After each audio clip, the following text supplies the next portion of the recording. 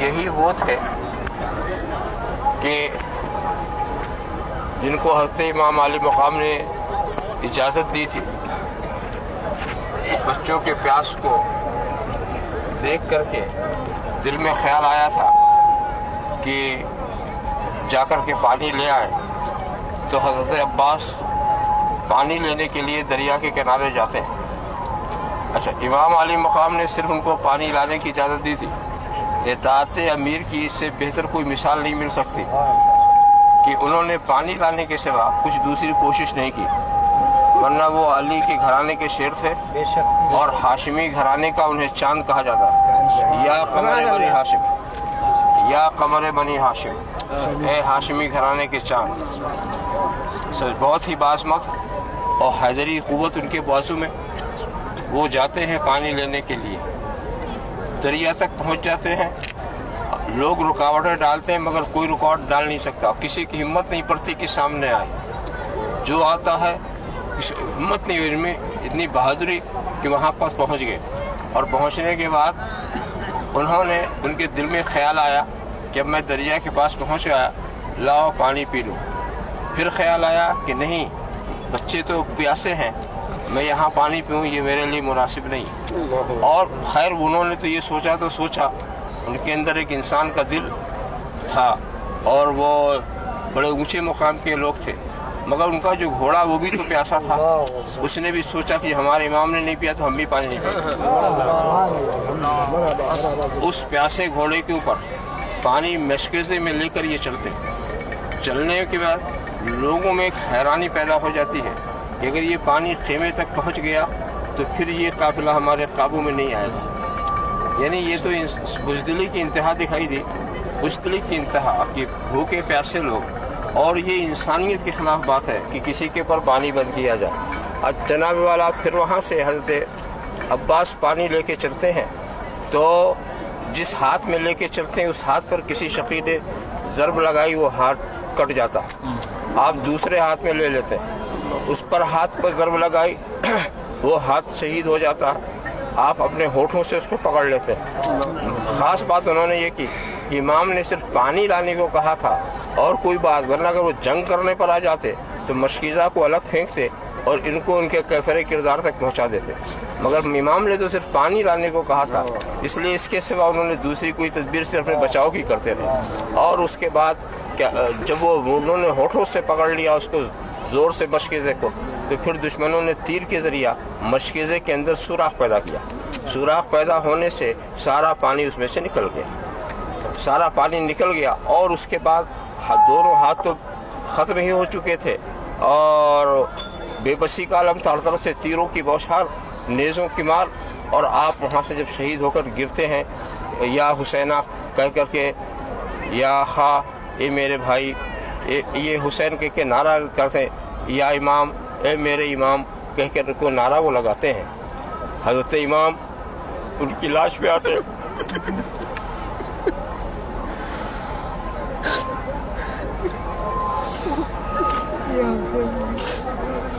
جو غم ان کی شہادت سے حضرت امام کو ہوا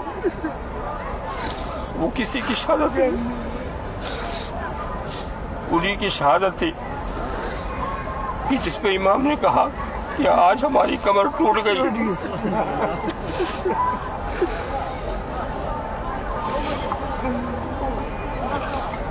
تو یہ مجاہدین، یہ خدا کے شیر، ان کی ہمت کی داد دینا چاہیے۔ آپ سوچیں اور غور کریں اپنے یہاں کے حال کے پیش نظر۔ ایک 14 سال کے بچے کی صلاحیت کیا ہوتی ہے، ایک 18 سال کا بچہ کیا کر سکتا ہے۔ کسی کڑیل جوان کو آپ 3 دن بھوکا، 3 دن پیاسا رکھیں تو اپنی چرپائی سے اٹھ نہیں سکتا، مگر حضرت علی اکبر 18 سال کے 3 دن کے بھوکے پیاسے ہیں، حضرت قاسم 14 سال کے 3 دن کے بھوکے پیاسے ہیں، مگر دشمنوں سے لڑتے ایسا ہیں کہ کوئی سامنے آتا ہے تو بچ کے نہیں جاتا، اور پھر وہ بزدلی کی انتہا کرتے ہیں۔ ایک آدمی کے مقابلے میں سینکڑوں حملہ کرتے ہیں، مگر سامنے آنے کی کسی میں جرت نہیں، جدھر جاتے ہیں پرے کے پرے صاف کر دیتے ہیں، مگر دور سے پھر تیر اندازی شروع کی جاتی ہے، اور تیروں سے بدن کو چھلنی کیا جاتا ہے، ایسے موقع پر گھوڑے کی پشت پر گرمی کی تیزی میں تلوار چلانا، دشمنوں کو ان کو کیفر کردار تک پہنچانا، یہ انسانی طاقت سے باہر کی چیز ہے،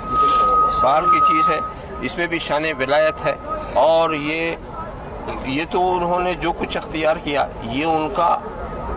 اپنا سمجھ لیجئے، یہ نہیں ہے کہ مجبور تھے، مجبور نہیں تھے، بلکہ وہ مختار کی اولاد تھے، مختار وہ مجبور بالکل نہیں تھے، مگر انہوں نے اپنا اختیار نہیں دکھایا، اپنا اقتدار نہیں دکھایا، اپنی حیثیت تو ضرور سمجھا دی، حیثیت تو انہوں نے ضرور سمجھا دی۔ آپ سوچیں فرات کیا، نہر فرات کیا، دریائے فرات کیا، ان کے بچوں کے بچے، غلاموں کے غلام، ان کے سامنے کیا مقام ہے غریب نواز کا، بچوں کے بچے، غلاموں کے غلام، اور ایک انا ساگر کو انہوں نے ایک لوٹے کے اندر کھینچ دیا۔ اگر امام حسین چاہتے تو پورا دریائے فرات ان کے قدموں سے بہتا، مگر انہوں نے یہ نہیں کیا، انہیں یہ دکھانا تھا اگر یہ سب کر کے حضرت امام حسین اپنے کو بچا لیتے تو حسین تو بچ جاتے، حسینیت نہ بچتی، حسینیت نہ بچتی، تو انہیں اسلام کو بچانا تھا، اپنے کو نہیں بچانا تھا،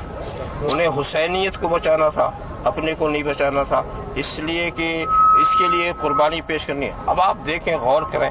کہ دمشق کے تخت پر بیٹھنے والا یزید، ضمیر کے آج اس کا حشر کیا ہے؟ آج دیکھو وہ تخت کیا ہو گیا، وہ تخت تو تاج اجڑا ہوا آپ دیکھ کر کے آئے ہیں، اور آج اس کے اوپر لعنت برس رہی ہے، اس کی قبر کے اوپر لوگ جا کر پتھر مار رہے ہیں، رمیہ جمار کر رہے ہیں، کیا کیا کر رہے ہیں۔ اور جس حسین کے بچے جن کو میدان کربلا میں بھوکا پیاسا شہید کیا گیا تھا، آج ان کے مینارے آسمانوں سے بات کر رہے ہیں۔ یہ خلاف، یہ سلطنت، دلوں پر یہ حکومت، اور اس کے بعد یہ کتنی بڑی کامیابی کی بات ہے۔ یزید کی یہ سب سے بڑی ناکامی ہے کہ جو یزیدی خیال کے لوگ ہیں مگر اپنے کو یزیدی کہنا پسند نہیں کرتے، اور حسین کی یہ کتنی بڑی کامیابی ہے کہ ہر کلمہ پڑھنے والا اپنے کو حسینی سمجھتا ہے، ہر کلمہ پڑھنے والا اپنے کو حسینی سمجھتا ہے۔ یہ اتنی بڑی کامیابی، آپ کتنی دور سے یہاں آئے، کیوں آئے، کون سی طاقت کھینچ رہی ہے، کیوں آئے؟ آپ سمجھتے ہیں کہ یہاں کچھ ہمیں ملتا ہے، یہاں ہمیں ملتا ہے، اور اس لیے ہم آئے۔ تو یہ بہت بڑا آستانہ، بہت بڑا دربار، رب تبارک و تعالیٰ کا شکر ہے کہ اس نے ہمیں یہاں تک پہنچایا۔ لقمہ اولیاء کرنا مرتجا با فضل پنجتن، سیدھے آپ کی طرف دیکھ لیجئے، وہ جو حضرت نے بتایا تھا کہ آپ جب مشکیزہ لے کے آ رہے تھے تو وہ جو آپ کے ہاتھوں کو